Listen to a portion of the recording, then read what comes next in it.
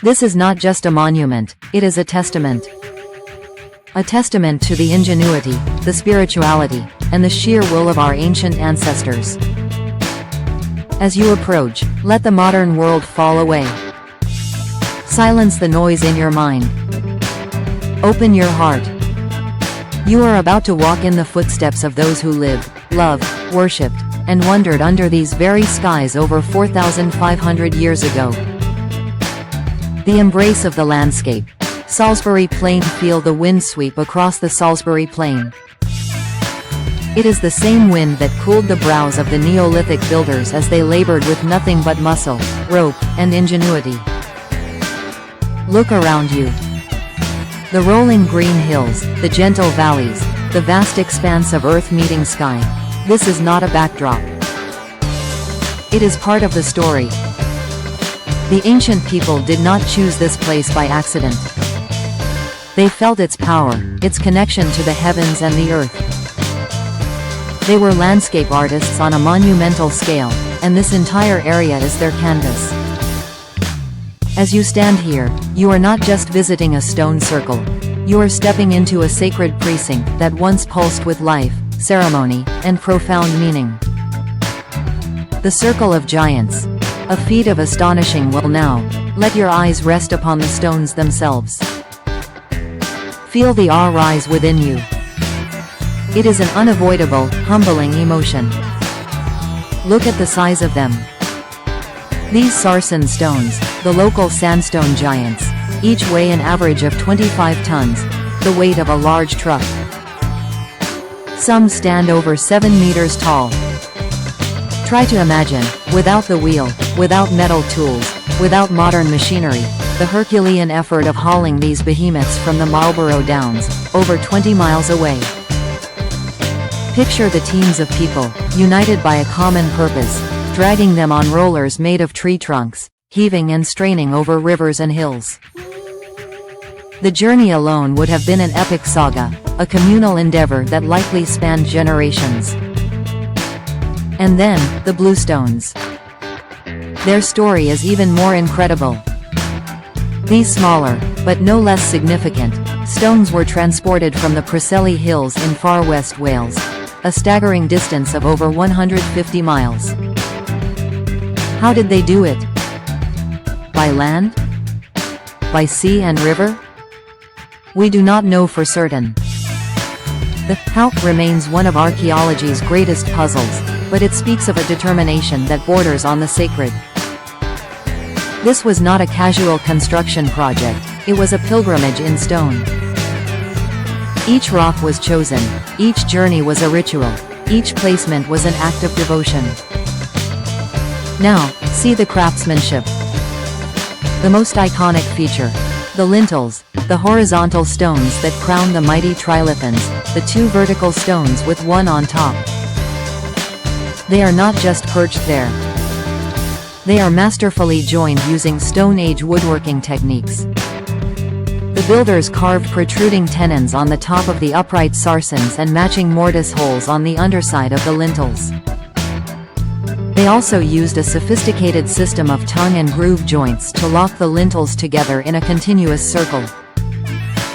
This was architecture. This was precision. This was genius.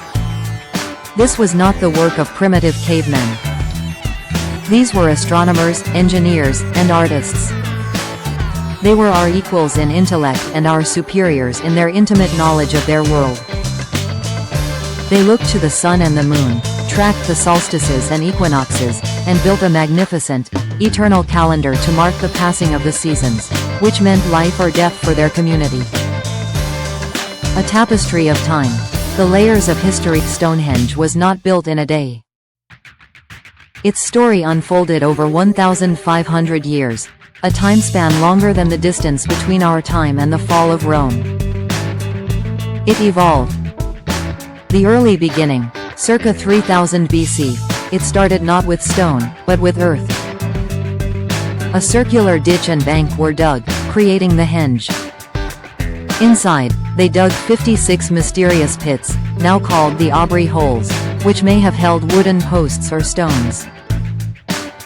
Cremated remains found in them tell us this was, from the very start, a place of the dead, a domain of ancestors. The timber phase, circa 2900 BC, complex arrangements of massive wooden posts were erected. Perhaps a place for the living, in contrast to the stone circle for the ancestors and the gods. The arrival of the stones, circa 2500 BC. The great sarsens were arranged in the iconic outer circle and inner horseshoe of trilithons we see today. The bluestones were arranged in various patterns, moved, reset, and revered for centuries. The long journey of the bluestones. Their journey from Wales is the stuff of legend. Perhaps they were glacial erratics, but more likely, they were deliberately quarried and transported. Some theories suggest they were believed to have healing properties, making their journey a sacred one. They are the heart of the mystery, the soul of Stonehenge. Walking around the circle, you are tracing a timeline of human belief. You are witnessing the evolution of an idea, a sacred site that grew and changed with the people who worshipped here. The human heart. Why did they build it? This is the question that haunts us all. The how is astounding, but the why is profound. While we may never know the absolute truth, we can feel its echoes. A temple of the sun. The alignment is perfect. On the summer solstice, the longest day of the year, the sun rises directly over the heel stone and its rays shine deep into the heart of the circle, illuminating the altar stone. In the depths of winter, at the winter solstice, the sun sets framed within the great central trilithon. For an agricultural society, the sun was the source of all life. This was a place to plead with the gods, to celebrate the sun's return, to ensure the fertility of the land and the survival of the tribe. To stand here on a solstice is to feel that primal connection to the cosmos. A place of healing. The incredible journey of the bluestones from Wales suggests they were more than just building material. Ancient societies often attributed magical, healing properties to stones. Stonehenge may have been a Neolithic Lourdes, a place where the sick and injured journeyed from across the land for healing and solace. A domain of the ancestors. The presence of hundreds of burial mounds, barrows, in the surrounding landscape creates a vast city of the dead. Stonehenge sits at its center. It was likely a place to commune with ancestors, to perform rituals of death and passage, to ensure the cycle of life, death, and rebirth continued. The stones themselves, eternal and unchanging, were the perfect symbol of the enduring spirit. A unifying ceremonial center. The effort required to build Stonehenge meant it had to be a project of immense social and spiritual importance, uniting different groups from across Britain. It was a place of gathering, of ceremony, of trade, of forging alliances. It was the beating heart of a vast cultural network. As you look at the stones, think of the hands that touched them. Think of the hopes, fears, prayers, and dreams that were poured into this place. Think of the families who gathered here at dawn on a midwinter's morning, lighting fires and chanting, their breath misting in the cold air, praying for the sun's return. You are sharing in that most human of emotions, hope. Learning from the stones. A message for today: Stonehenge is not a relic to be simply photographed and left behind. It is a teacher. It has lessons for us in our frantic, modern world. It teaches us about community. This colossal enterprise was achieved through cooperation, a shared vision that transcended individual lives. It reminds us of what we can accomplish when we work together toward a common goal. It teaches us about resilience and perseverance. This was a project that spanned centuries. The original builders never saw its completion, yet they labored for the benefit of generations they would never know.